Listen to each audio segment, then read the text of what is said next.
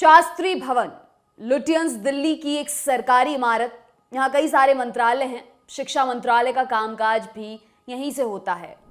शास्त्री भवन से बाहर निकलने पर सड़क के उस पार एक छोटा सा पार्क है।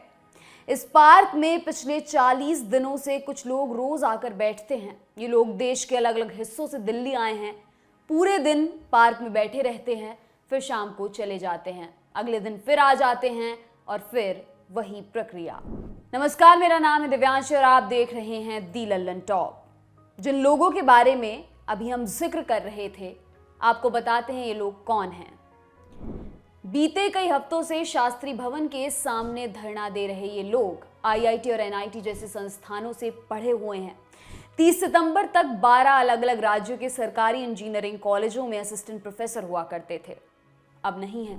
दरअसल केंद्रीय मानव संसाधन विकास मंत्रालय, जो कि अब शिक्षा मंत्रालय कहलाता है, इसने वर्ल्ड बैंक के साथ मिलकर अप्रैल 2017 से एक प्रोजेक्ट शुरू किया था। प्रोजेक्ट का नाम है technical education quality improvement programme, TEQIP। कमाई वाले राज्यों पर विशेष ध्यान देते हुए ये प्रोजेक्ट शुरू किया गया था। केंद्र के साथ 12 राज्यों ने MOU यानी सहमति पत्र साइन किए थे। चिन्हित राज्यों में पहले से मौजूद इंजीनियरिंग संस्थानों में तकनीकी शिक्षा की क्वालिटी सुधारने के लिए TEQIP कार्यक्रम के 3 चरण शुरू किए गए थे। अप्रैल 2017 में 10 चिन्हित राज्यों और 2 केंद्र शासित प्रदेशों के 53 इंजीनियरिंग कॉलेजों में 1554 टीचर्स की नियुक्ति की गई थी। ये असिस्टेंट प्रोफेसर देश के प्रमुख संस्थानों, भारतीय विज्ञान संस्थान IISc, भारतीय प्रौद्योगिकी संस्थानों IITs और राष्ट्रीय प्रौद्योगिकी संस्थानों NITs से ग्रेजुएट अथवा पोस्ट ग्रेजुएट थे। इन्हें 3 साल के लिए कॉन्ट्रैक्ट बेसिस पर नियुक्त किया गया था। Bundelkhand institute of engineering technology Jhansi में असिस्टेंट प्रोफेसर अनुराग बताते हैं, इस प्रोजेक्ट को इस तरह से डिजाइन किया गया था कि केंद्र सरकार 3 साल तक विश्व बैंक की सहायता से चयनित शिक्षकों को सैलरी देगी। 3 साल के बाद वो वेल परफॉर्मिंग फैकल्टी बचेंगी, जिनका रेगुलर इंटरवल पर अप्रेजल होता है, उनको राज्य सरकार अपने संस्थानों में रेगुलर करेगी। इसके लिए एक MOU साइन किया गया था केंद्र और राज्य के बीच। हम सब लोगों का परफॉर्मेंस अप्रेजल हुआ। नीति आयोग से लेकर सरकार की कई एजेंसियों ने हमारे काम की सराहना की। तीसरा साल निकट आया तो केंद्र ने राज्यों को खुद पत्र लिखे कि हमारे और आपके बीच जो MOU साइन हुआ है, उसका संज्ञान लेकर आप इन शिक्षकों का रेगुलराइजेशन करें। जब राज्यों ने कुछ किया नहीं तो हम दिल्ली आए। उस समय केंद्र ने हमें 6 महीने का एक्सटेंशन दे दिया और यह आश्वासन दिया कि आपके विषय का हम निवारण कर देंगे, दोबारा आपको नहीं आना पड़ेगा।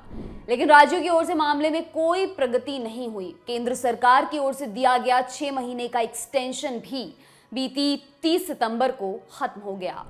अब ये असिस्टेंट प्रोफेसर बेरोजगार हैं। बीते 40 दिन से दिल्ली की सड़कों पर बैठे हुए हैं। इस दौरान इनकी मुलाकात शिक्षा मंत्री धर्मेंद्र प्रधान से भी हुई और मंत्रालय के सक्षम अधिकारियों से भी, लेकिन सिवाय आश्वासन के कुछ भी नहीं मिला।